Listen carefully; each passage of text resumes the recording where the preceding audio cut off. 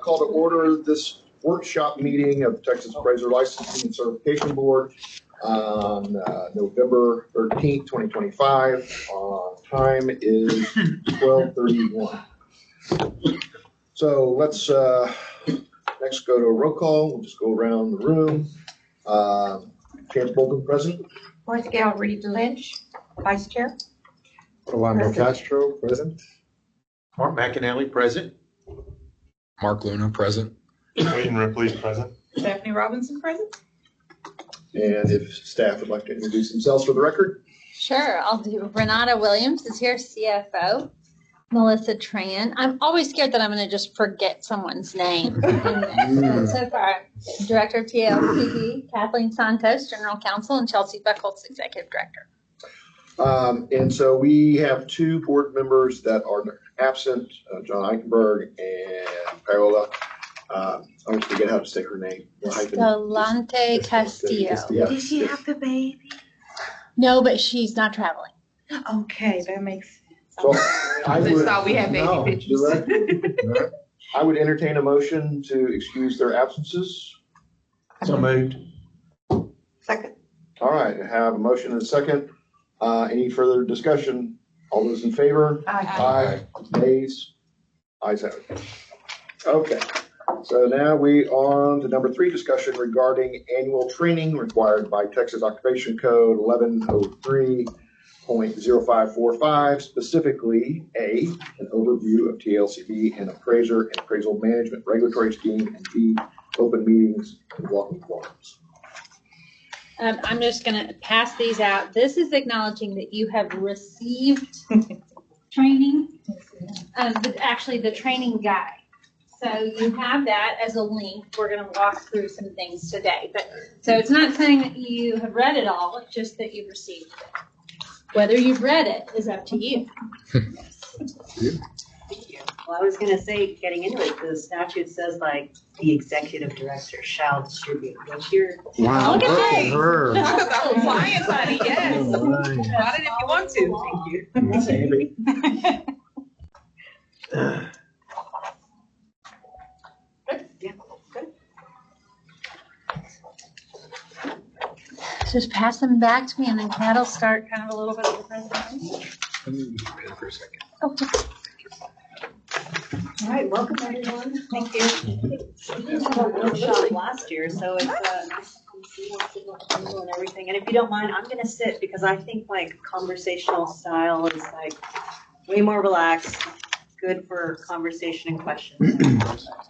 Our agenda for today, we're going to talk about the TLCB, Appraiser, and AMC regulatory scheme, and then touch on some open meetings, and then I'll turn it over to Melissa to talk about some challenges that Appraiser trainees are facing, and then Renata's going to go over our investment reports. And I know these items were just kind of compiled throughout the year, so if there's anything along the way, like throughout the year you think we need to touch up on or like schedule a future workshop, just let us know. That we always have that item that's like, hey, any future meeting agenda items, that's sort of the time to bring it up, like, hey, I think we benefit from more in-depth discussion on a certain topic, and then we can add it to the list. By policy, we have our November meeting workshop date, but if there's something pressing, you can always schedule it with another meeting, but that's at Chill's leisure, or at Chill's choice. So occupations code, this is where we have the requirement that you all take training before you can serve on the board, and then as Chelsea distribute a copy of the manual, in which you'll all have the acknowledgement sheet. And then, like I said, this is sort of part of board policy with annually we meet, and here we go. All right, without further ado, the appraisal regulatory scheme. Melissa, you made this, right? Yeah. I like this one. It's very clear. I'll show you another one later that I like to show that kind of outlines like how confusing it is. So we have us in the middle. We regulate appraisers, and that could be any other state as well. And then what we enforce, the standards we enforce, and then the qualifications that we make sure folks have or have to maintain their license or get their license are made by the ASB and the AQB. And those are two private boards. And they're all underneath a bigger foundation that oversee the two boards. And at the same time, we're all monitored by a federal agency. And so I was like, how did we get here? How is this like, we talk about this as like a 3-tier approach. You have state government, you have federal government, you have the private sector. I always think of food, so I think of it as like a lasagna, naturally, layers. Of how did we get to this lasagna? So I think to really get into it, it requires a little bit of a history lesson, like how we got to this point. I think of like the appraisal regulatory scheme, you could really, there's a pre-1989 enactment of FIREA and then post-FIREA. The history lesson is like, before FIREA, this was an industry that was largely self-regulated. There wasn't a single regulatory agency. There was a lot of trade associations and organizations that, had their own practices. They had designations within them, and everyone's kind of doing their own thing. So I guess I was going to say fast forward, but rewind to 1980s savings and loan crisis, where, kind of condensing the history lesson a bit, and for our purposes, it's a period of high inflation, high interest rates, and a lot of riskier lending. And so in response to this, we had the federal government coming in and passing FIREA. There's a lot of regulation that is included in there, but for our purposes, I think the problem that they were trying to address is, inconsistency, maybe some incompetency, some fraudulent appraisals being done for federally regulated transactions. And so to kind of create this scheme of regulation, you need a standard. You need a standard of practice, like what are people going to follow when they're appraising. You need a standard of qualifications, like what do you need to have before you get this license. And then you also need a mechanism of enforcement. And so that's the lasagna. That's what was baked out of it, is this lasagna approach. And so FIREA, that's the federal law that kind of established this whole scheme. It authorized states to establish appraisal licensing agencies.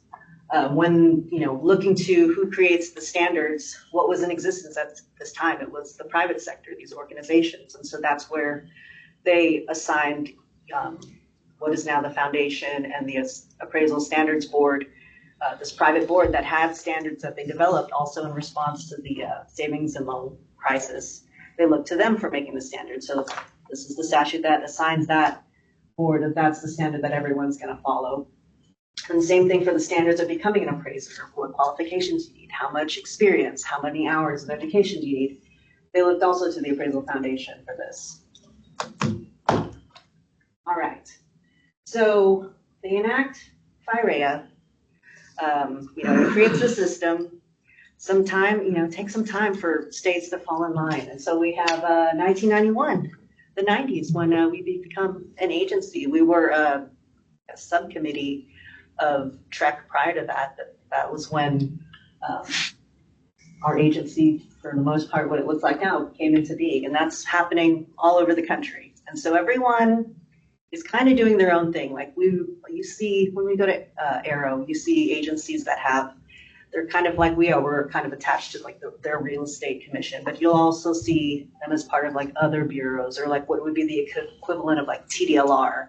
And so every state kind of has their own flavor, but we all have the same minimum standards that we have. So each state can kind of go on top of that and add some additional requirements, but everybody at least has to have those same minimum standards that the AQB puts out. You have to follow USPAP. And then still have like sort of the enforcement mechanisms that we have in place. So, all right, the appraisal subcommittee. This is the federal agency that oversees, has oversight for the Appraisal Foundation, the private entity that has the two boards for all the states. They consist of a bunch of, I think how you could describe it is like a bunch of federal agencies that have something to do with lending and property. All these guys have some represented from there, and they come together and they form this appraisal subcommittee. And so their main function, like for us, when we're regulated, they come and do compliance reviews of our program, or every single program. I think it's funny that we call it the ASC, because it really just seems like it should be the AS. Yeah, Yes, so that's what That we're is talking true. yeah. about. As we're changing different things down It here. just doesn't have the same ring to it. It doesn't, not at all. It's gotta be a Yes. three, it's gotta Gotta be be a three. three, and always has to be. Always a three. Always have to be. Not AS. No. No, no. Sorry. Oh, it's fine. No, this is, I appreciate it. This is my format. She appreciates it. It's like Yeah. a dinner dining room. She appreciates this dining room Yes. humor. Yes. Excellent. So they usually come over, for us at least, they come and we do our compliance reviews, and they typically come every 2 years. Because we're a big state, sometimes is it just the priority contact that's like the in-betweeners? They'll just have a phone call and check in. And so those are the two ways. I know during COVID, they have sort of like a different sort of approach just because they weren't traveling as much. But for the most part, it's every 2-year compliance review, and they check in with us. California and maybe one or two of the other larger states, they do this priority contact visit. Can we give a shout out here, just saying, we've always done really good on these audits. That's Thanks, true. Melissa. And the entire team. Well, I just want to, because that's a big deal. Like, not all states are ranking as high as we are when we get appraised by this subcommittee. So just want to give that shout out. Yeah, well, I mean, I have my Aero report tomorrow that I can kind of talk about a little bit, but I think that's something that we're like keeping an eye on. Like, we've done pretty well so far, but there has definitely been a cultural shift maybe at that office. Are they still in disarray? Do they have a new executive director yet? A new acting. They have a new acting. You know, the one that handled the grants before? She's now the acting. Someone else now. Oh, she's The new acting. Oh, there's a new acting from that one. Oh, well, never mind. See, there you go.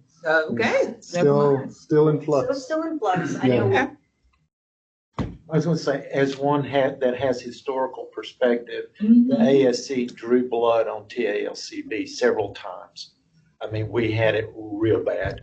But the thing about it is we were a young agency. Mhm. Staffing was not at the level it needed to be to keep up with this. I mean, you think about it, when certification came on, it was just like a tidal wave. They all came in and got inundated. First, it was the work was all hands on deck to get certification, to make sure they're licensed and get the licensing done, that, everything is taken care of. So during that point in time, during the SNL crisis, there was a lot of complaints that started getting shoved over, and they just didn't have the hands on deck to be able to get all that done in a timely manner. So we kind of got on their list for a while, and but I will say, over different administrations and all that, thankfully, we're not there in that position anymore. That's a good perspective. It's definitely, I don't know, I would just want to keep don't be surprised if it might be different. I think some of the states we talked to at Aero are having it was like a very challenging review for them. So, because maybe Really? something that was fine, the Interesting. last review Right. was not fine. And it was like, you're the ones who told us to do it this way. Oh. And so, we're just kind of keeping tabs on Okay. what those reviews are looking like or what those folks are facing. And I think we're not going to have ours until fall Okay. of next year. You do have the very best advocate in Melissa because she keeps this record of what the ASC has told her. And so if they see something that's an issue and we have documentation that they've said it's okay, she will provide that with pleasure. It was a pleasure. It's absolute Great pleasure. pleasure. Believe. Yes. That's good. Melissa does not accept no. Yeah. And she shouldn't. She knows her stuff. Yes. She shouldn't. I mean, from personal experience. In the best possible. In the best In possible the way. best way. Excellent. That's good. Oh, so priority contact visits, and also one of the big things, how they kind of monitor us, or the standard or rubric typically is their policy statements that they issue. And that typically covers on certain elements of your program, like turnaround times for issuing certain licenses, or like how well you document your file. That's sort of the source of where we get that information and how we shape how our program works. All right, and this is that chart I was I'm telling you all about. This used to be, I think, on their website, which I was always like, what am I looking at here? Like, but this is a helpful chart because it tells you all the agencies that the ASC has. I did, I took chemistry a long time. I And think it's I've seen that. biology. Is it biology now? Okay. The mitochondria. Okay. Okay. Moving around. Moving on. All right.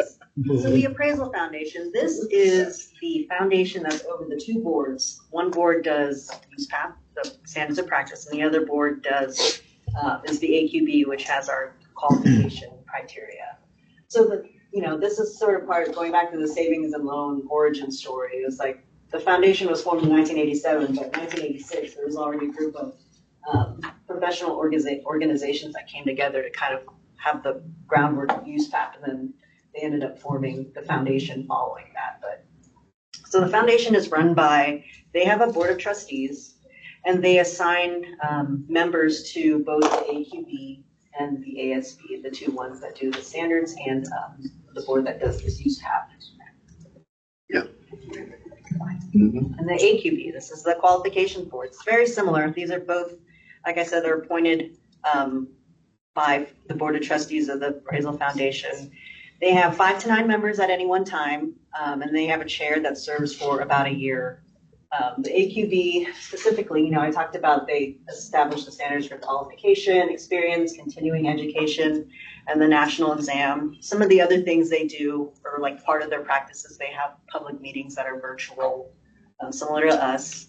They have kind of similar rulemaking functions, but they do it in the form of exposure drafts. So they kind of have this like a research report, truly. And that's just like, this is an issue we're seeing. Here's what we hope to change. And then they mark up the language and put it out there to expose for people to comment on. So it's very similar practice.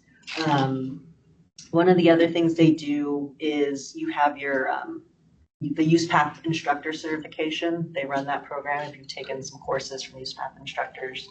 And then they work very closely with, both boards, making sure that they're all on the same page. And they also do the degree review program. They kind of look at different colleges and look at the degrees to see if that would be something that would satisfy qualifying education.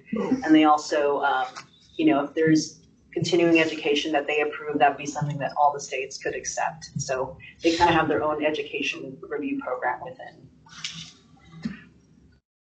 The ASB, the standards boards, these are the folks that update USPAP and issue USPAP. They also have their FAQs and advisory opinions, and I'm sure all our appraisers know that used to be a new version issued every 2 years, and now they just have a version that's issued, and that stays into effect until there's a reason to change. And they make changes the same way as I described before with AQB. They issue exposure drafts for people to discuss, and they mark it up, and they have time for you to comment. Anyone that's interested can submit their comments, and they will often re-expose changes or put things out there or withdraw it. So it's just something that there isn't necessarily a rhythm to it, but it just sort of happens, doesn't it? How are we looking on changes with the recent administration and a lot of those changes that have affected all federal agencies? How is that trickling down to policy? Well, so that's the thing with the ASB and the AQB is they're not federal agencies. These are private boards. For as far as USPAP, I think the things they've been looking at more recently is the impact of AI on appraisal. Mm-hmm. And the feedback we got was they don't plan on issuing any changes to USPAP specifically, but they might update some of the advisory opinions. Okay. Interesting. So, but you can't find the PAVE report online anymore around bias and appraisal. Yeah, that's what I'm thinking too. Kind of some anecdotal, there's some pivots in that sort of. Are they still making it required for the, because I know they had the bias and all that stuff required, right? That was adopted by the AQB and it goes into effect. So it still moves forward? Yes. Oh, okay. Yes. Something for you to know based on a conversation the chair and I had that is better here than downstairs tomorrow is that we have a new policy advisor at the governor's office. And so in our kind of meet and greet TALCB 101 with him, that's one thing we mentioned. Just so you know, this is a requirement that's going into effect in January. It's been many years in the making by the previous administration, heads up. And so he kind of took note of that, but it is moving forward. And then as far as agencies, I mean, at Arrow, the ASC wasn't there, so they're not traveling or they're not as much as they have. Right, yeah, they used to be all involved. They're in like a Doge. I think they've been Kat, Doge. back on the AI, what are their general thoughts on the, Well, I guess, in AI and appraisal? Like what direction is it Yeah, going? What are they thinking? well, I mean, I think it's gonna come into the advisory opinion and less in use path specifically, because I think their thoughts were that use path as it exists should be able to account for. I think it can. I do too. And I think that's why they're not gonna change use path itself, but maybe rework some of the advisory opinions. But are they in favor of that? Are they staunchly opposed to appraisers incorporating that tool? I mean, I don't think they're taking a position specifically, but it just still needs to be in compliance with use path. Sure. Well, and you put your signature on it, it's your appraisal, so. Your brain. Well, I see it as very similar to, the comments that are made that if you take a report, whether it's a market study or whatever, if you adopt it, then you own it too. You're held accountable for the output, the conclusions and everything that are cited in that report. I just wonder if they were gonna put it like contributing significantly to the report kind of thing at the end of the certification kind of thing, or.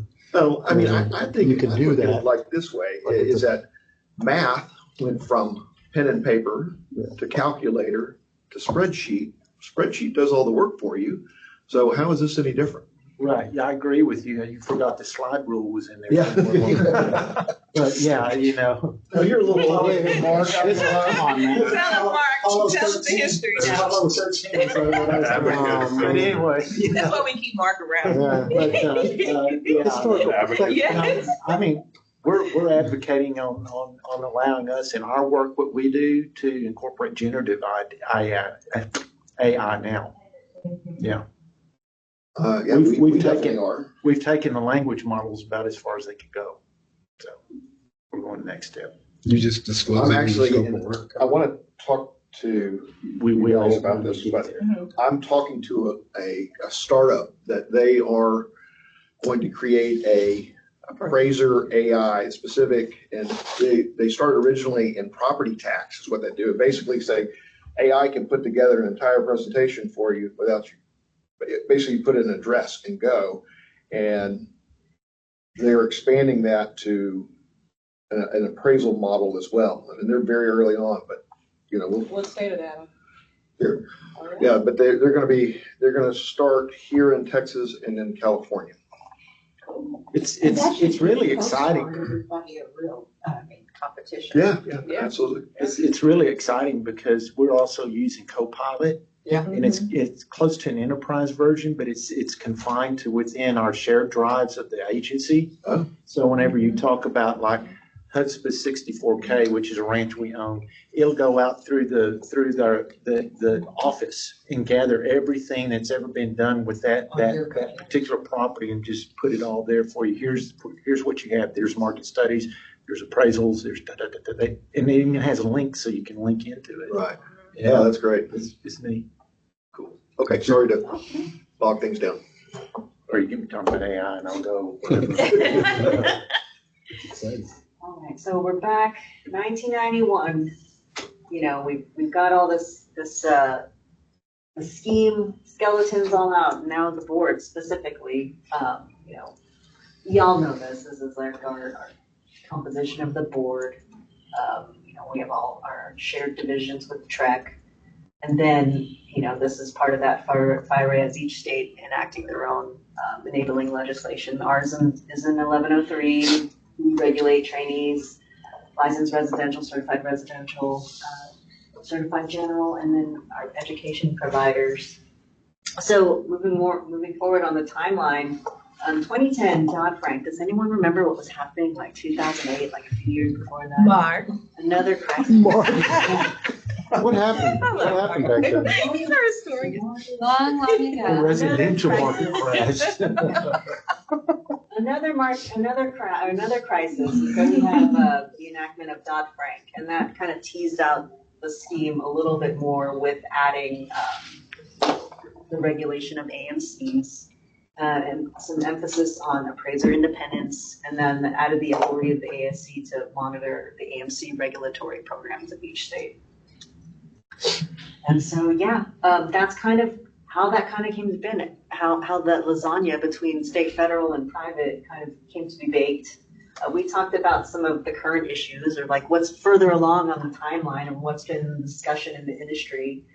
We have like the emphasis on reducing barriers to entry.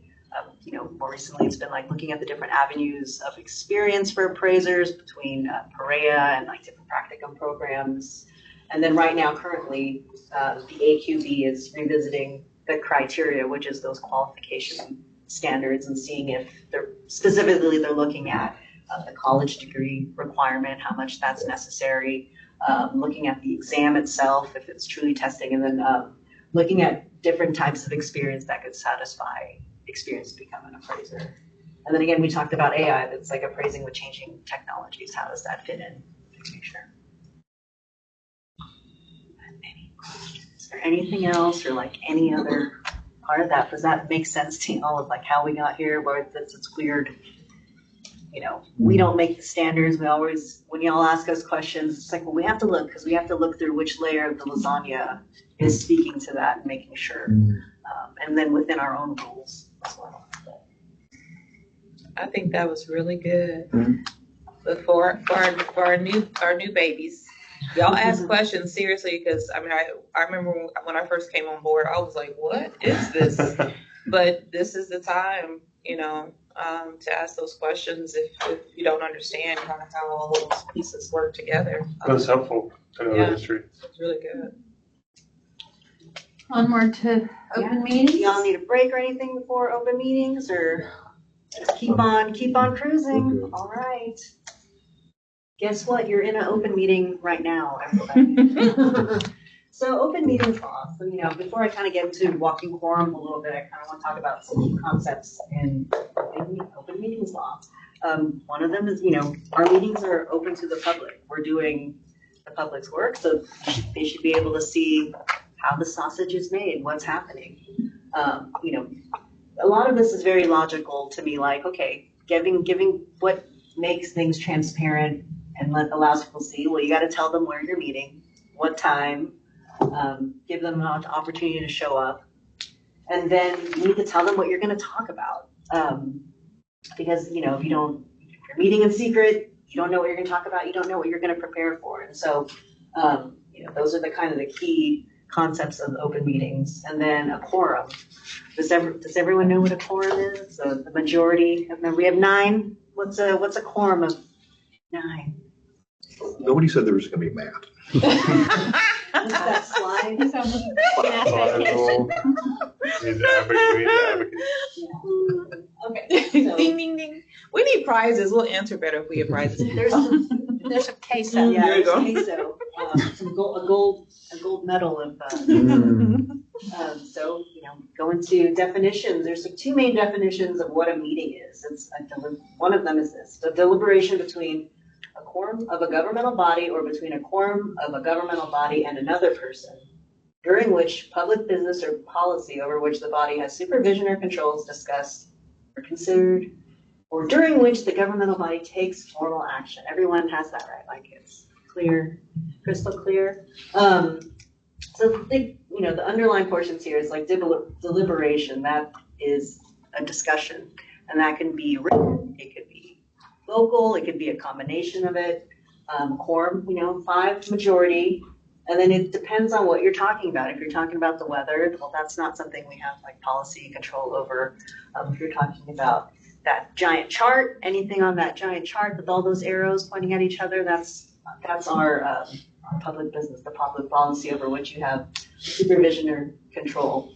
And then for, like, another big takeaway for me is you can take formal action or you can not take formal action here. It's not whether or not you did anything or not, but the fact that a conversation was had, that's already a meeting. This is the other definition of a meeting. It's this, a gathering. It's conducted by a governmental body for which the government body is responsible. We have another quorum requirement, and it's been called by the governmental body. And then 4, I think, is kind of the most significant. It's where you receive information from, give information to, you ask questions, or receive questions from any third person, including an employee of the governmental body, about public business, public policy over which the governmental body has supervision. So the big takeaways for me here is you don't even have to say anything. Something could be said to you. It doesn't have to be a member of the public. It could be an employee of the agency also. That can still constitute a meeting. I think in the past, we've had our committee meetings where typically there's 3 members of the committee.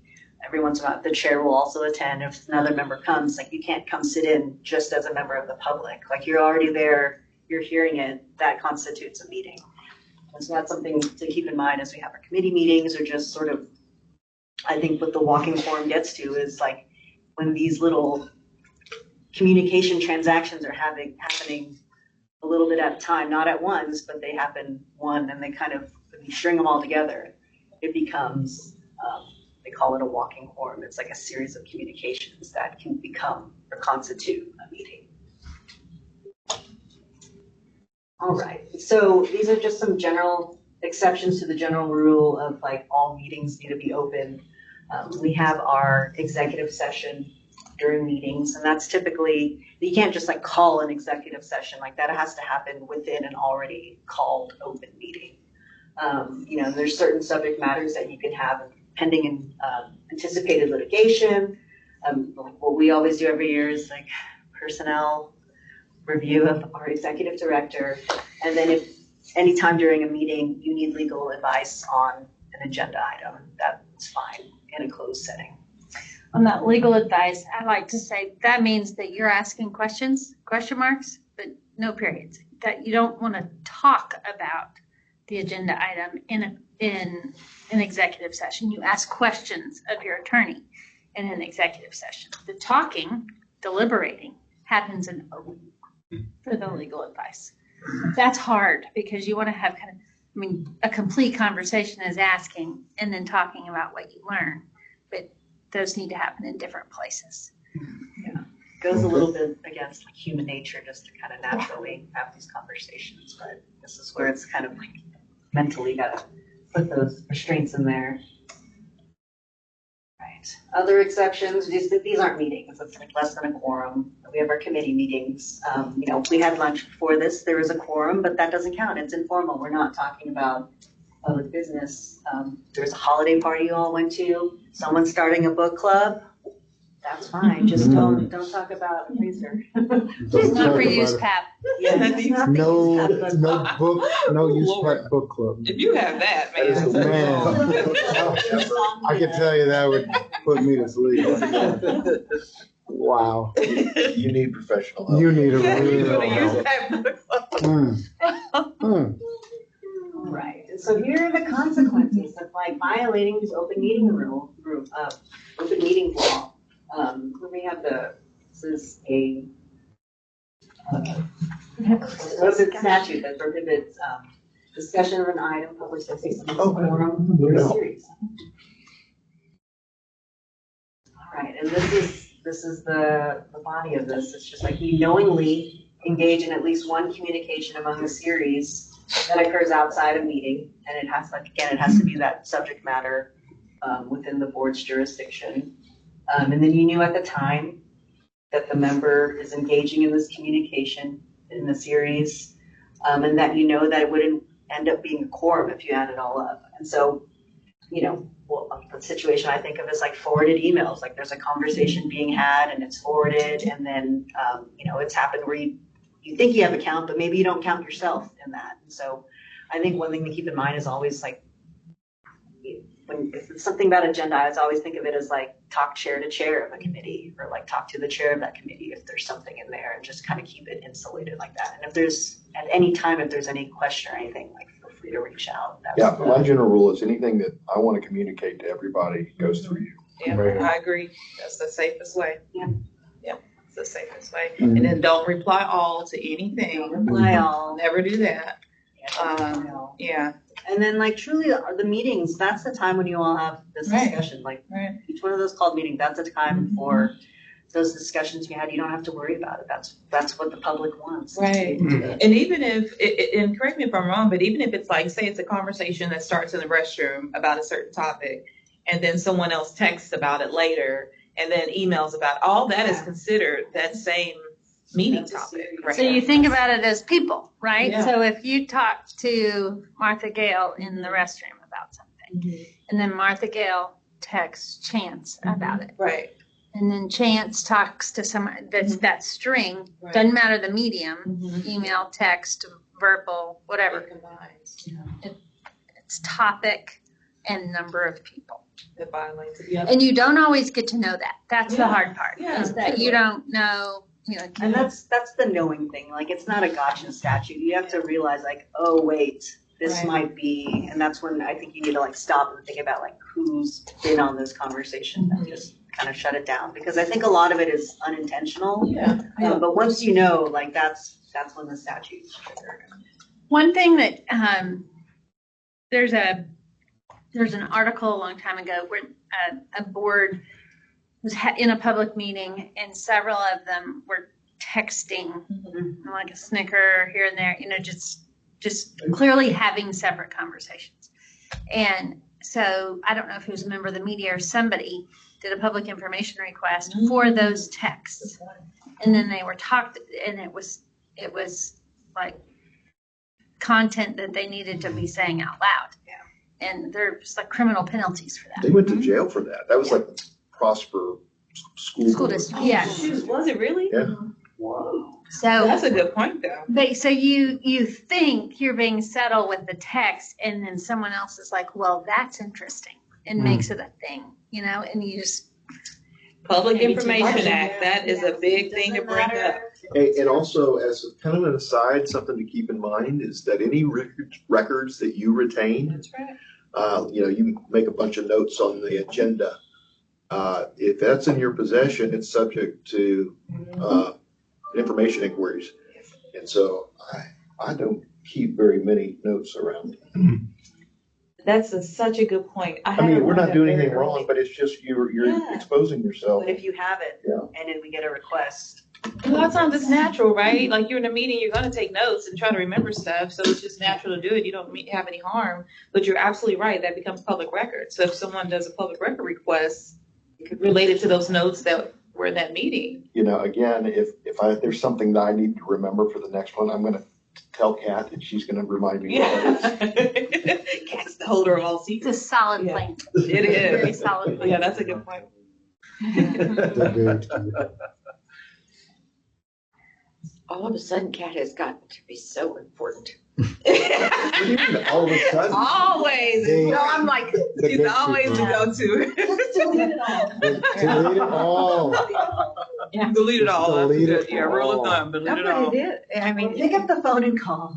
yeah, always call. Oh, yeah, that's a good, yeah. That, I mean, true. it truly is. I think that's any lawyer's advice in any context. It's True. just like, please just pick up the phone and call. Don't put this in an email. Or thing. That's a I think, yeah. headline test. Like if you don't want it in a headline with your name attached to it, then just don't put it in an email. Because it happens. And public information, it doesn't matter if it's your public phone or your private phone. It's public business. If you're talking about public business, it's fair game. So. And I'll say just for you guys, the executive staff is very responsive. If you have a question or if you leave them a voicemail, have a question, somebody will get in touch with you quickly. The best. Correct. If not, we've done something wrong. So You're still talking something's about wrong. it. Well, they're still talking about it. And then, criminal penalties, there's fines, there's jail time, not less than 1 month or more than 6 months.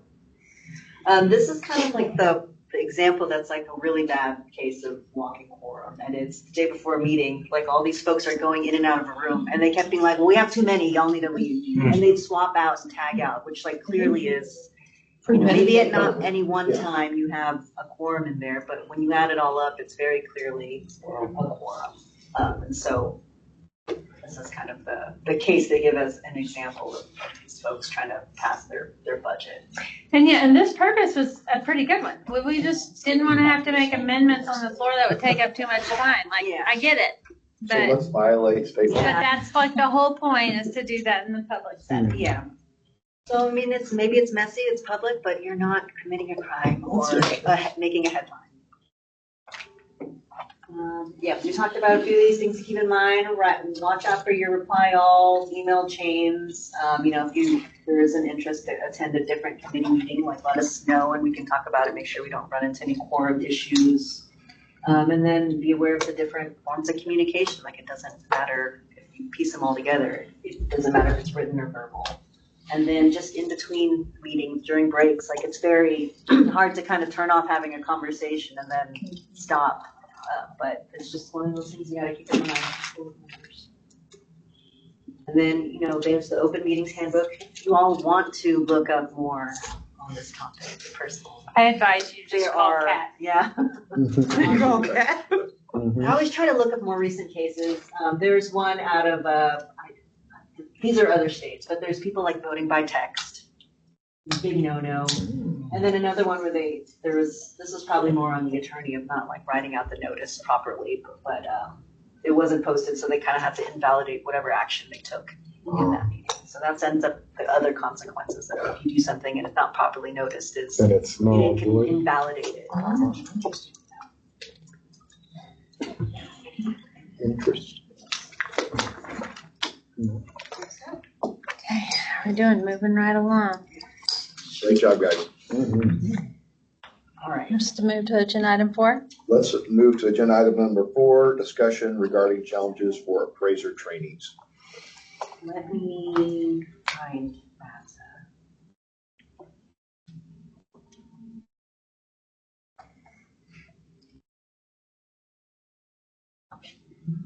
Share the slideshow.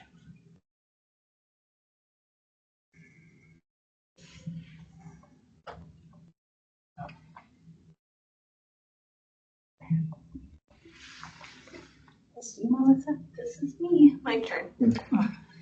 Okay, so while Kat gets that ready, I'm going to give you a really brief high-level overview of the challenges that aspiring appraisers face when trying to enter into the profession. I think this topic was requested by Mark Luna at the last board meeting when we were talking about licensure numbers and the practicum and how hard it is to become an appraiser. So the agenda for this topic, we're going to run through some training statistics, Texas training statistics. We'll talk about some licensure requirements, and then we'll talk about the barriers to entry, and then finally we'll go into initiatives both in Texas and at the federal level.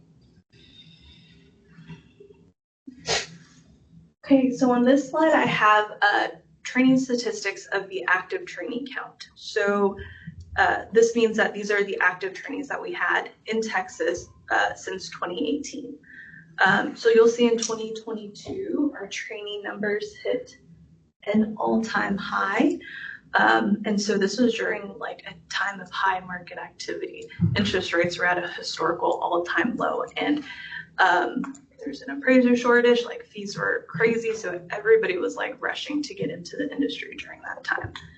In 2023, our numbers remained relatively high, but in 2024, that's when we see like a 30% decrease in our active training counts.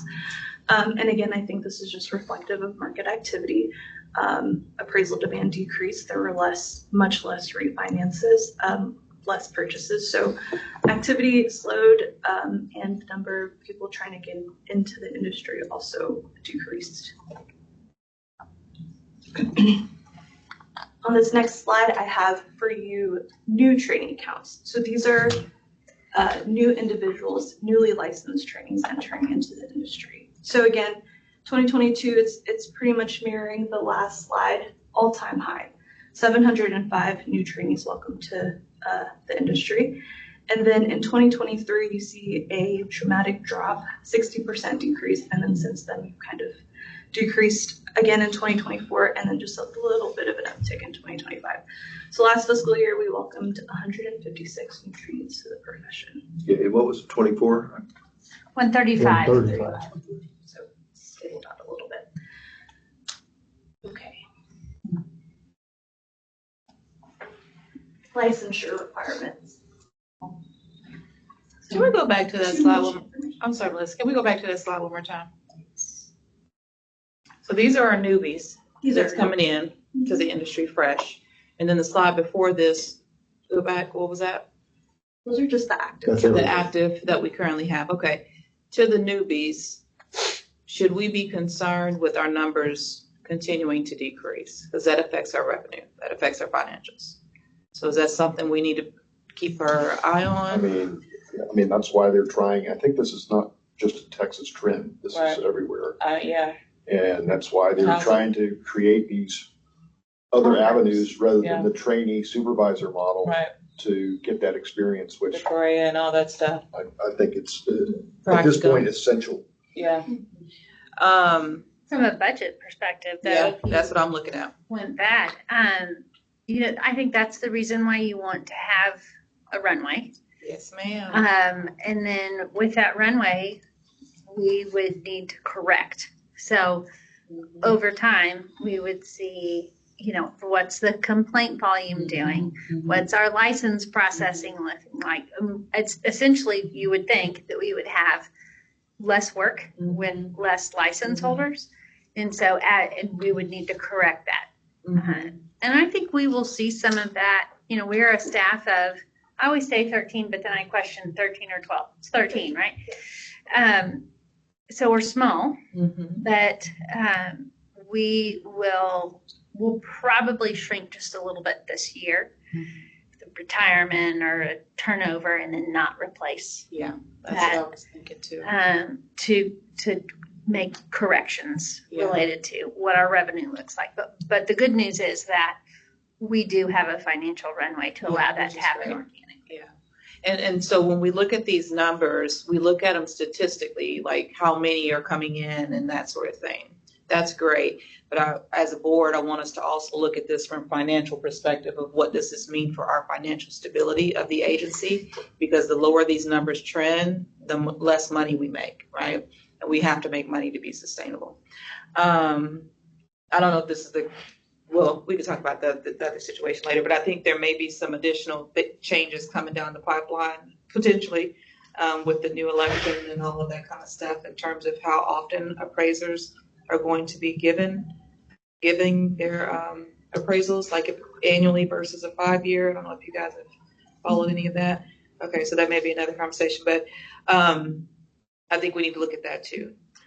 I think it's possible further down the line that we may be looking at, instead of people doing annual appraisals. Are you talking about property tax appraisals? Yeah. I think I may be talking about, does that affect us at all? Is that going to affect our industry at all?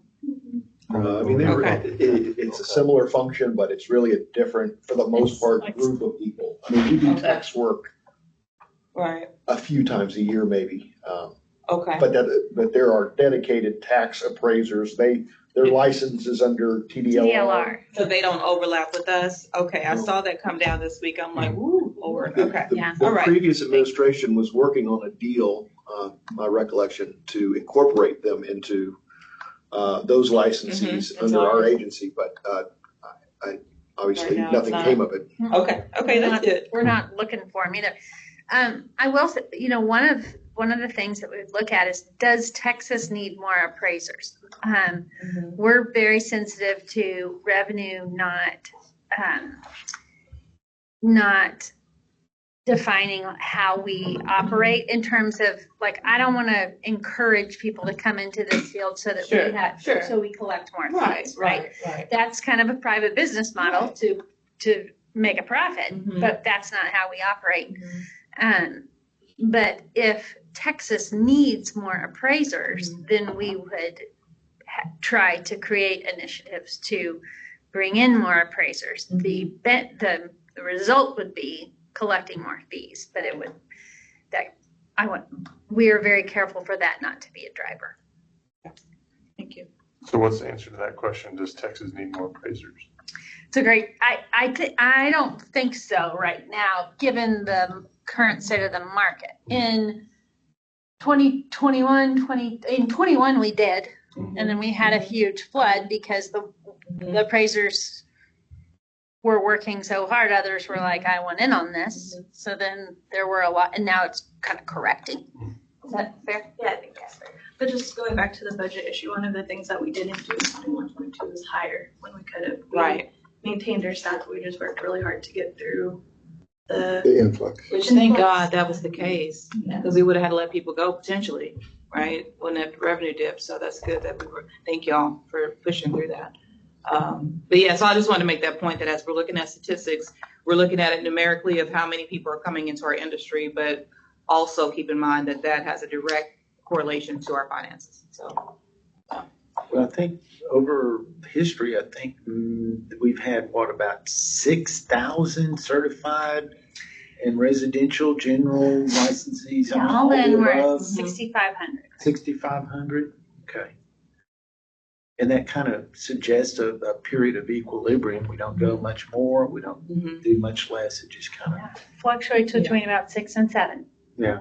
Oh, no. 6 Oh, gosh. All the ones, the teenagers in the room. Oh, no.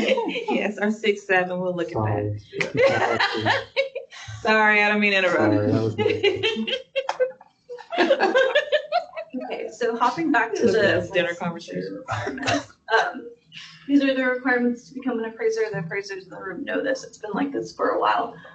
But to become an appraiser training, you need 83 hours of qualifying education, and you also need to find a supervisory appraiser. It's like the purpose of your supervisory appraiser so that you can begin to gain experience hours. And that is anywhere from 1,000 to 3,000, depending on what license type you go for through the traditional model. And then you have to also pass the national exam. Okay, so those are the requirements to become licensed. Now we'll talk about the barriers to entry. I don't think that this is a surprise to anybody here, but by far the biggest barrier to entry into the profession is the experience requirement. And there's not really a lot of professions that have that requirement. Appraisers are unique in that sense. But there are a few ways that you can gain experience as a trainee. So the first most common model is a supervisory training model.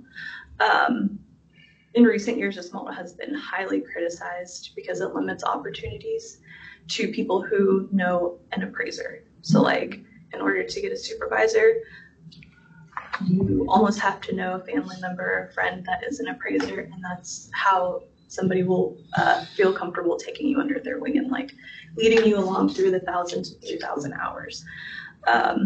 Appraisers really see trainings as like accountability.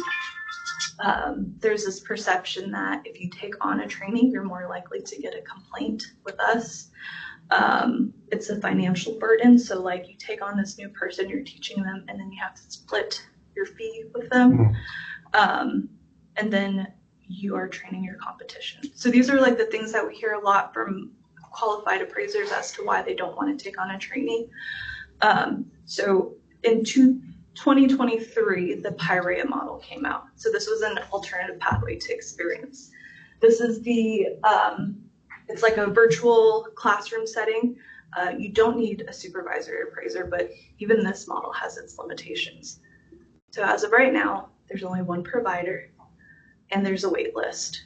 And it's cost prohibitive for a lot of people.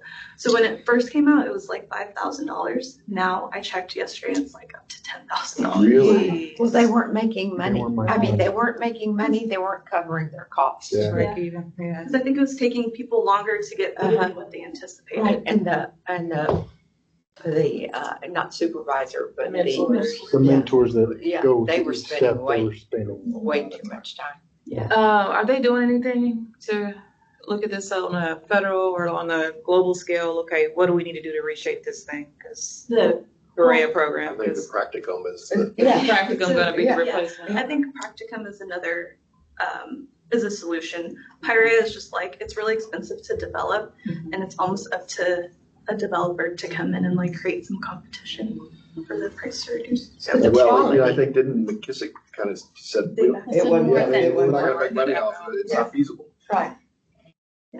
So it had a lot of hype. I mean, it had a ton of hype, and even the feds were on board and thinking it was a great idea. We all thought, I think, it was a great idea, but I think once the technology got involved in implementation, it just It's expensive. It is a great idea. it is. Yeah, it's a great Yeah. concept. It just needs competition. Yeah. Great needs competition too, right? Well, and I think when it's gonna be really difficult when the model is a business model versus Mhm. some, I don't know, federally subsidized Yeah. education or Yeah. something along those lines. You just can't grow it enough.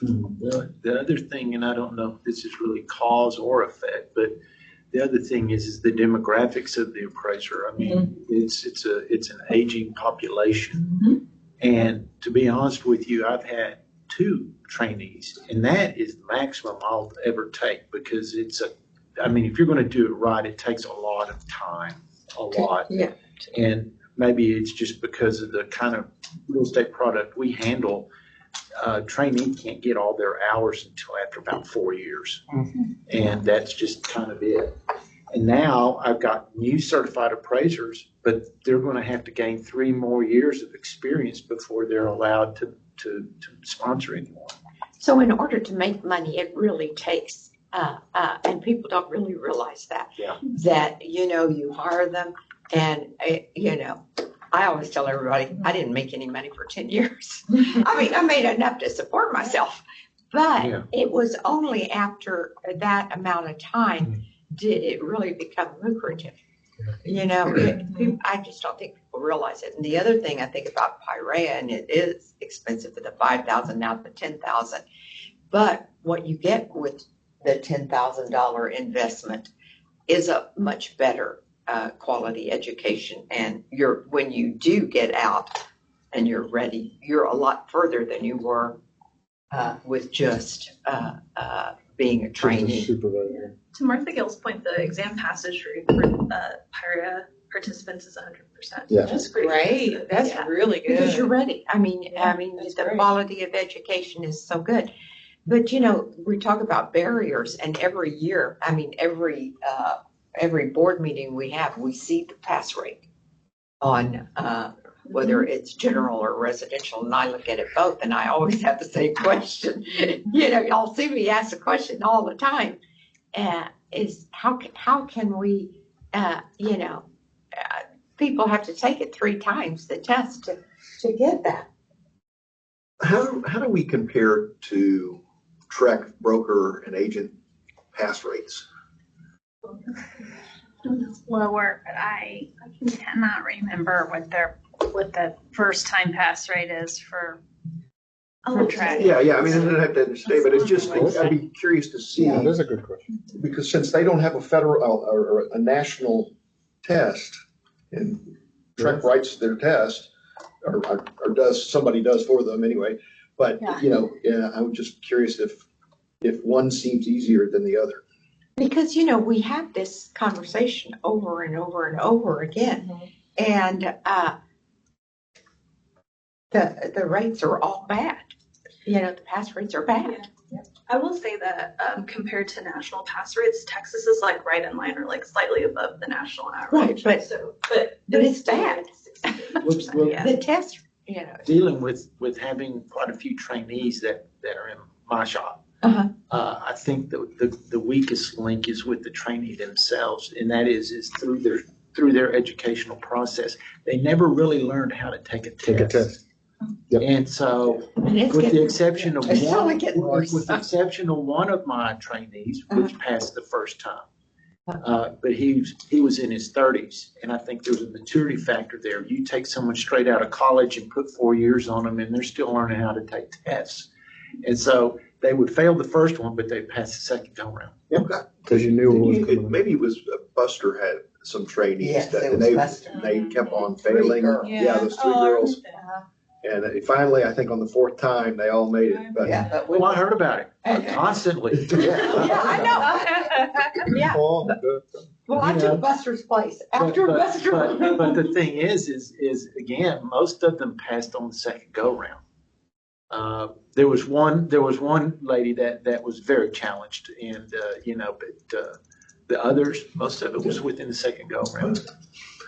And we were glad when they got Carry through any it. trainees? Yeah. I have one trainee right now, and then I'm helping a guy go from R to G.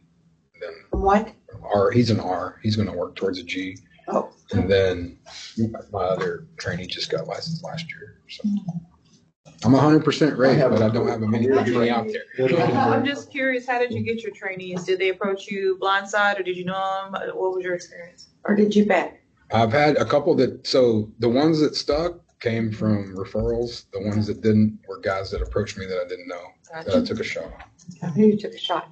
Every shot I took Very has blown up in my face, but all the referrals have been great. So it's been, maybe that just says I don't do a good job picking the long shots. I have one trainee. I think he's been a trainee over 10 years now. We don't give him enough time to study to take his test. That's fair. But I can tell you, he's the highest paid trainee in the state of Texas, I believe.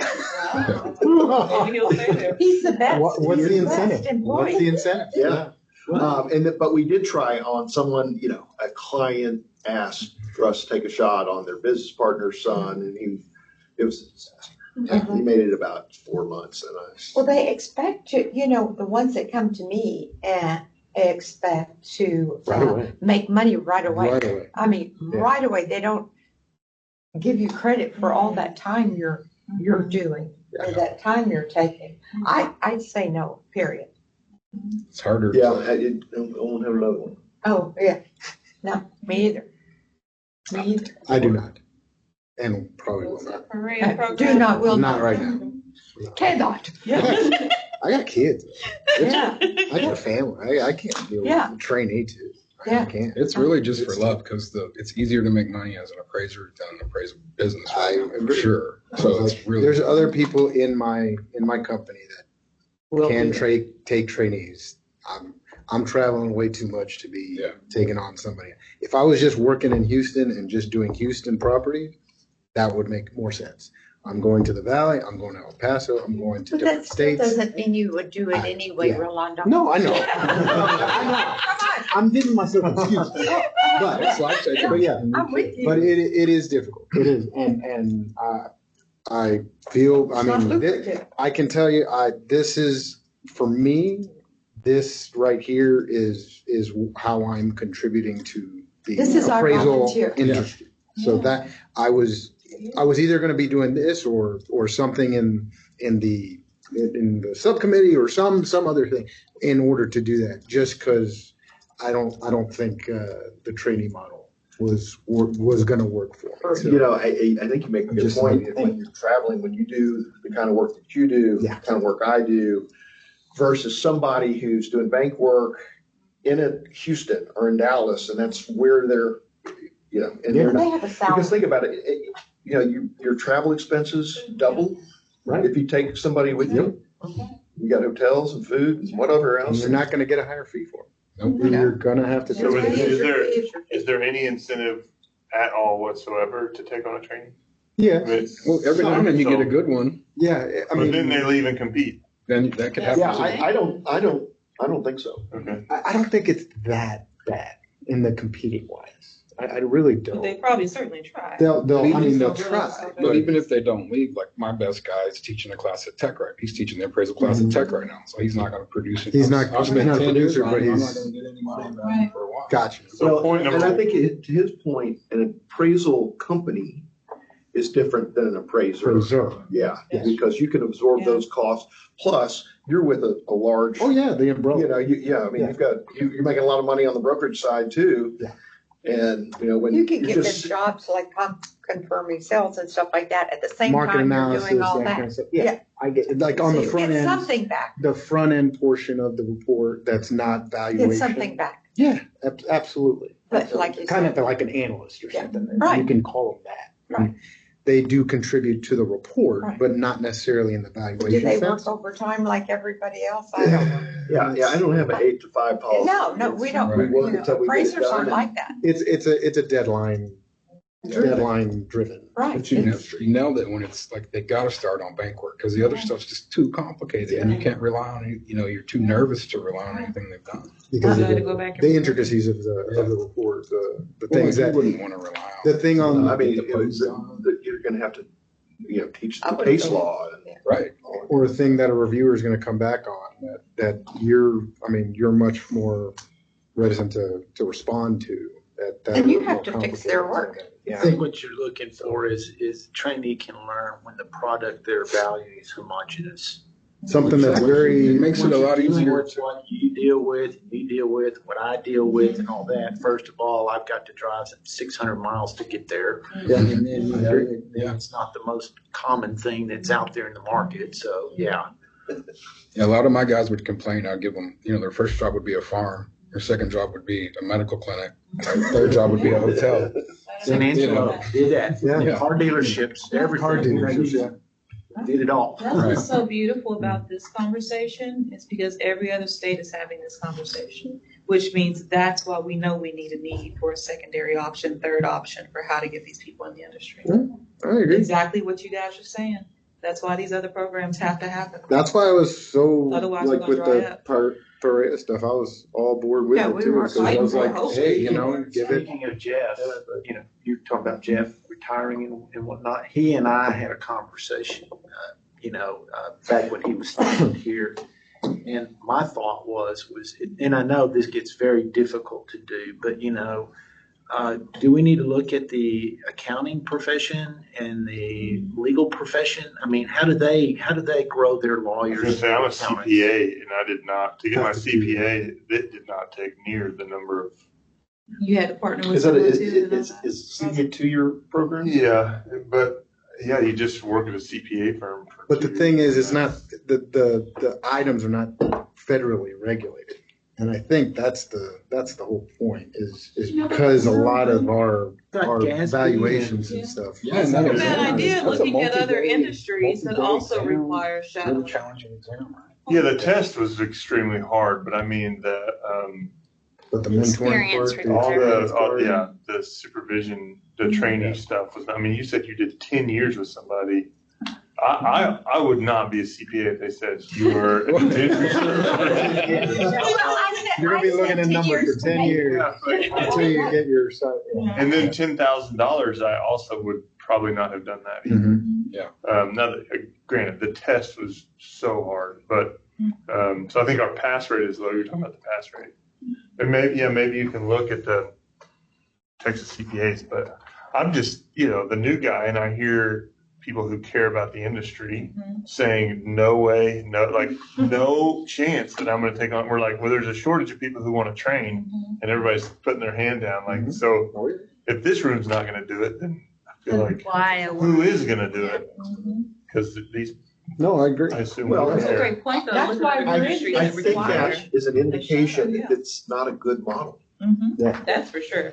I mean, if the people that you're depending on to train the next generation don't want to do it, that's a problem. Is there any And there's no incentives.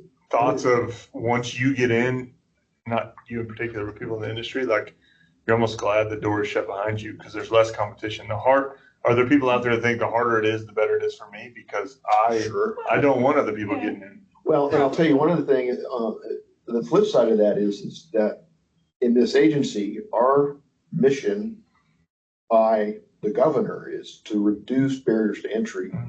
And, and that's why we're talking about practicum and Pyrea and are positive on it because those are things that can move those trainees forward, or not trainees, whatever they call them, Koreans. I've asked a couple. Well, but to kind of echo what Chance was saying a moment ago too, is that the model that we have right now was the model that was set forth by professional organizations before licensing and certification. It was like the Institute, the ASFMRAs, the ASAs, and so they schooled their students. They did that. They put them with their members that are now in the profession, and that's how this whole profession operated until Licensing. the licensing and certification. Which, And so we it's just still- tradition, Yeah. trades, Yeah. they do the same thing. Exactly, yes, yes. And so I agree with you. I think that maybe we need to have a newer format about how these, and I know I'm throwing it down on the universities and colleges, but is there a way that you can get somebody that's a trainee that, I say first get your 70 or 83 hours now, and then we'll talk, Mhm. That's not a bad Education idea. before you even get the. You do have to have 100, CPA's 130 college credit, 115, something like that. And there college are credit. appraisal classes in colleges. Yeah. Texas A&M has it, the University of Texas has appraisal class. So there's no appraisal degree though. Right. Yeah. Well, No, it's they had a thought of graduate that. degree, Okay, so. Yeah. The Lear program. The So Lear, that- right? So historically, you're Which right. one? This is, I'm sorry. Lear program? Yeah. Historically, you're right. Like, this is how the industry was built. However, Governor Abbott has tasked us in the state of Texas to reduce barriers to get people into the industry. So we've got both of that. I love the college idea because they are offering some of those courses. You can get some of those qualifying hours, right? Some. And I remember when Sarah, our former chair, was here, she talked a little bit about going into the colleges. I know it's not our job to recruit, but like, is there something we can do fresh in Texas to reduce barriers to entry? Well, I think part of the problem is It all kinda this is should. mandated by the feds. It's the federal mandate that. I mean, I honestly would kind of- advocate if we could to I wish, get rid of the federal system and just be independent. State independent. Here we go. Yeah, I mean, we've set our own rules and It's on the record now. No, It's I officially on the record. understand that. I get that too. I just, there are things that we have to do that we disagree with. right, Mhm. but we can't do anything because of that. Until those things are changed.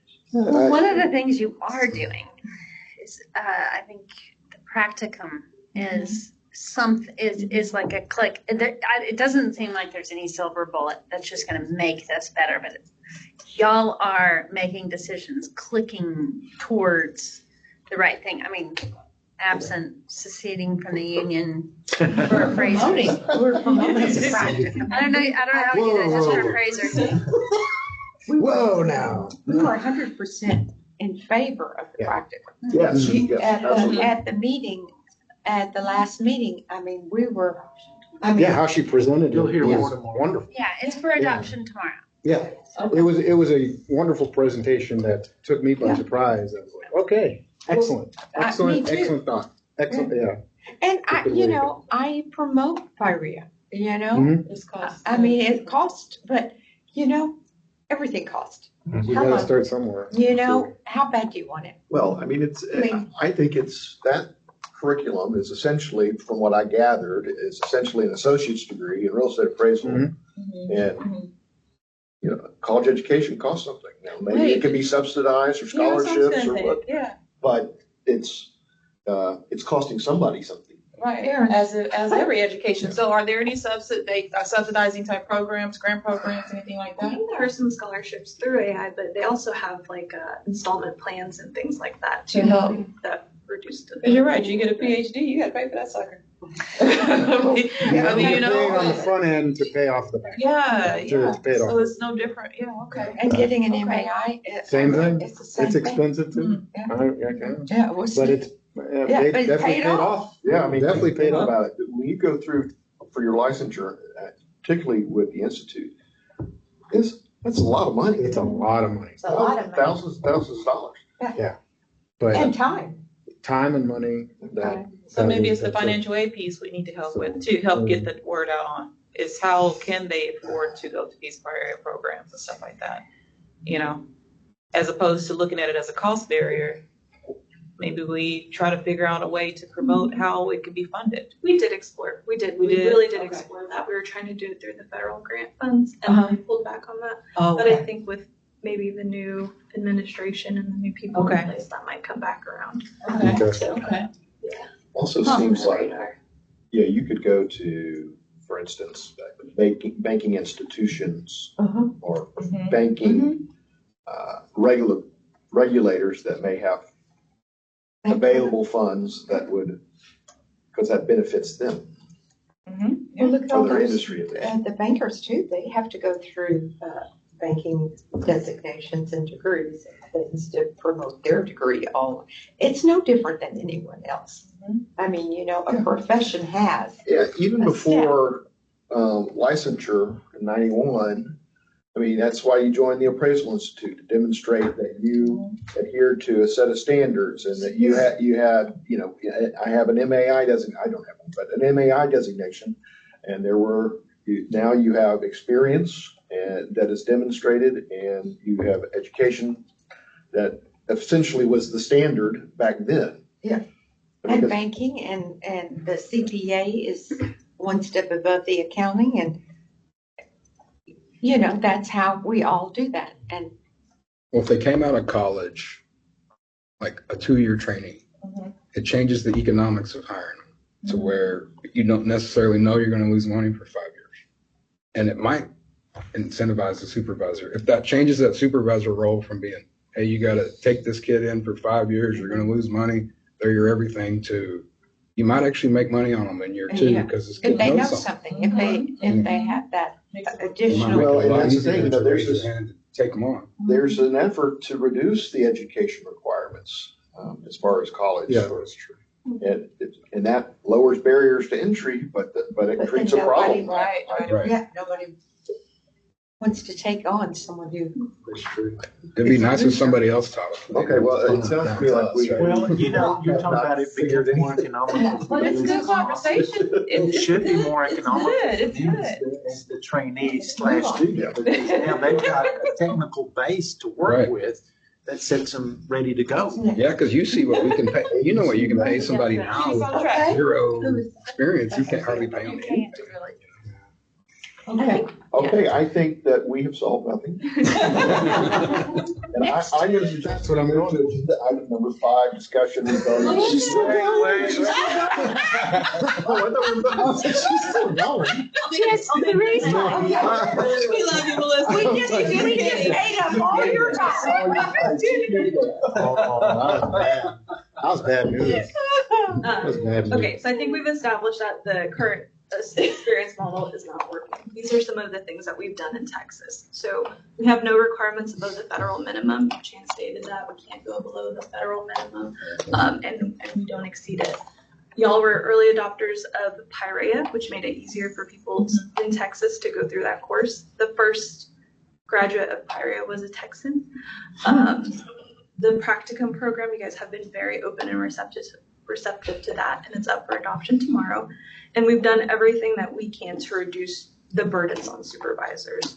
So we're one of, I think the only, or if not one of 2 states that allow supervisors to have up to 5 trainees. Every other state only allows 3, because if you allow more, it's more work on the states. We're willing to do that work, other states are not.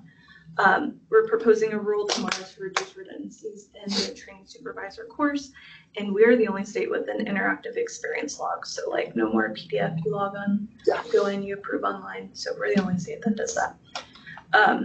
May I ask one question also about, we're not supposed to be, since Perez, there's only one provider, obviously, that is something that we could put on our website and say, Perez, another experience you can go to in order to do this, but we're not supposed to be advocates of or put out that, let's say It's an available program. it's an available program, or is it something that we can say, hey, this company has it, this company has it, this company. I wasn't sure about that. I think we totally could, because there's just one, so. Perez, we're I not understand picking. because there's no. You mean there's no- practicum? Yeah. But I'm talking about if there's multiple practicum. If there, we would provide them all. We would just Okay. share Yeah, them. I mean, I think Okay, it's that's a good idea what to I have, was- here's the PIREA list of providers. Right.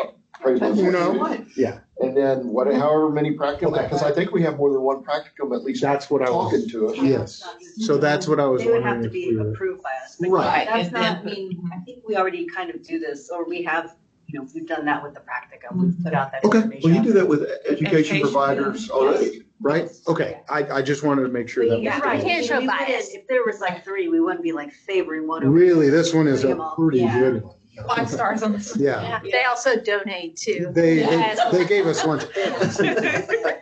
They did provide. So no, okay, I got you. And Good. that was my biggest thing Yeah. when we were talking about it on the board meeting a while back was she did a great job explaining the program, but I just wanted to make sure we were opening it up to everyone for practicum. Correct. Yeah. You know, so I think we'll be able to do that. That's cool. Okay. So at the federal level, Chance alluded to this a little bit, but they're doing an entire reassessment of the qualifications criteria. They began this project in 2023, and it's ongoing. So this is the first time in 35 years that the AQB is reviewing all of the requirements holistically. It's happening in 3 different phases. Essentially what the AQB is doing is releasing what they call concept papers. They'll provide the current requirement. They put context in there of why the requirement exists, and then they'll ask the public for their input. So the first phase began in May of 2024, and that was a concept paper on the college education requirement. And they asked whether college should be required to become a certified appraiser. They got 1,000 pages in responses on this topic, a wide variety of responses too. So a lot of people said it was necessary because critical thinking skills and analytic skills and things along those lines. Others said it wasn't necessary. I read many that said, I'm an appraiser, I've never once used my degree. And then kind of like the middle of the road opinion was like, it should be required, but it should be narrowly tailored to the appraiser profession. The second phase began in March of 2025. This is when they looked at the experience requirement. They asked stakeholders to comment on whether or not the AQB should allow additional pathways to gain experience and whether the current amount of hours are too little or too much. They focused on 2 really big concepts. The first being the foundational knowledge concept. And so they asked whether the AQB should allow for experience to come from other areas aside from producing USPAP compliant reports. And so this is like your BPOs, your broker price opinions, like real estate agent work, compliance review work, things that are not USPAP compliant, but give you like the foundation of what you would need to produce a compliant report. Interesting. Yeah. The second concept is a standard equivalency concept. So the AQB asked, do you think that we should allow for individuals to gain experience through work done through other standards that the AQB deems equivalent to USPAP? So this is like the international valuation standards. One of the challenges there is like, how would states review those? So they just asked for stakeholder feedback on those 2 topics. They received over 600 pages in comments. And again, they were all over the board. I saw some comments that said, I had to do it, I'm an appraiser, so the people behind me should have to do it too. Well, I mean, if you're talking about experience with the IDF, I mean, that's pretty much the same thing. It's not totally. Well, I mean, Right. you're already an appraiser. Right. Yeah. That's true. Okay, and the third phase has yet to begin. So this concept paper is supposed to come out in December, and it examines the national exam requirement. Once they get all of the comments, the third phase, they're going to look at everything holistically. And if the AQB thinks that change is warranted, they're going to release an exposure draft and give people the opportunity to respond to it. But it's all a work in progress. They haven't really released any of their opinions or what they think should happen. I think they're still in the information gathering stage. So we'll keep y'all posted along the way. And that is the end of my presentation. Good job, Melissa. Any questions? Okay, none, no questions? I'm glad we let her finish. Man. I mean, I learned something. Okay, number 5, discussion regarding agency investment reports. Does anybody need a break before we move forward? Don't want to be the only one. Rena's gonna be fast. Yeah, I'm gonna be fast. Like I don't Okay, I'll be appreciate fast. mine Okay. being more than 5 minutes. I got you for 5 minutes. I'm glad. Unless we start talking. Yeah, it's longer than No, on y'all. Did it so far. All right, so I was asked by Kat to just give a brief overview of the investment reports that I show you guys that we include in the monthly staff reports as well as our quarterly board materials. So starting with the key players, we have the Texas Treasury Safekeeping Trust Company. It's also known as our bank, or TTSTC. We're statutorily required to deposit all of our funds there with TTSTC. We have a funds management agreement with them, and they manage, disperse, transfer, safekeep, invest all of our funds in accordance with Occupations Code 1105 and with Texas Government Code 404. And this is just a little snippet of what the account looked like yesterday. Key players here in the agency are your agency investment officers. So you have myself, you have the accounting manager, Melissa Huerta, and our senior budget analyst, Kim Udine. We complete Public Funds Investment Act training every 2 years. We reconcile the statements from TTSCC. We provide investment purchase recommendations after performing cash flow analysis. This is the report. It's a one-pager that you get in your materials.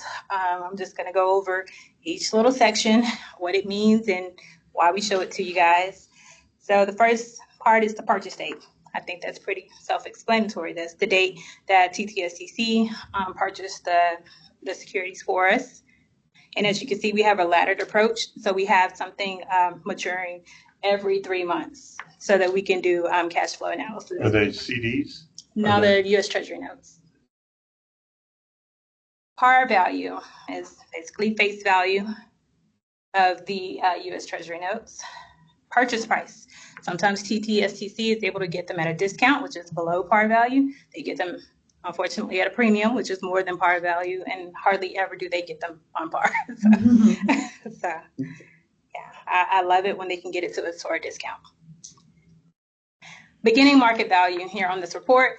We provide this report monthly, so our beginning market value is essentially the ending market value for the previous month and the first day of that month.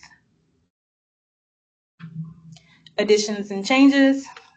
If we have a treasury note that matures, you're going to see a decrease in that. So like that first line at $903,000, that's because that particular U.S. Treasury note matured on September the 15th. And then we reinvested a portion of those funds at $254,000 on September the 15th in a new U.S. Treasury note. Ending market value is the market value at the end of the reporting period, which is in our case, the end of the month. Accrued interest is interest that we've earned but have not yet received. With U.S. Treasury notes, interest is paid on a semi-annual basis. In that field, the next field description, you're going to see it says U.S. Treasury notes. That's what TTSCC purchases for us. And the reason behind that is because there's a list of authorized purchases or authorized investments that they have to go through or they can use our money for. And the first is like repurchase agreements, which are like our overnight repurchase agreements, which is where like our cash is. So if someone pays online for their license, that money is deposited with TTSCC. They turn around and put that in a overnight repurchase agreement. So we can earn something on it. The U.S. Treasury notes is the second in the list because they're considered one of the safest investments, not necessarily most lucrative, but safest. And then, of course, you see the coupon rate or the interest rate, the annual interest rate. And then you see the maturity date. So each of these are held for a year. And again, like I said, we have a laddered approach. So something matures every 3 months so that we can reinvest our, reanalyze, our cash flow. All right, so the beginning cash available balance that you see in that particular section, that's the money that we have set aside in the U.S. Treasury, in the state treasury, and the previous month's ending total cash. So one thing about us, in order for us to pay payroll or travel reimbursements or anything like that, we can't disperse money directly for those things from TTSCC. We have to do a disbursement from TTSCC to the state treasury to pay bills. So Wait, say that one more time. we have to do a disbursement from TTSTC, right, which is our bank, to the state treasury to pay any of our bills. Or expenses, okay. Yes. Okay. Yes, TTSTC does not pay expenses. Can I ask a quick question? I promise I'll be fast. How long have we been running this this investment process, and have we looked at any ways to maximize our investments? Since I've been here, this is the way that they go. And what we have to do is we submit a letter of instruction to TTSTC and say, we have $1 million. We need to invest it for a year. Find us the, the securities that can give us the highest yield, that's going to provide us, liquidity, it's going to provide us safety, all those things that we lay out in our investment policy.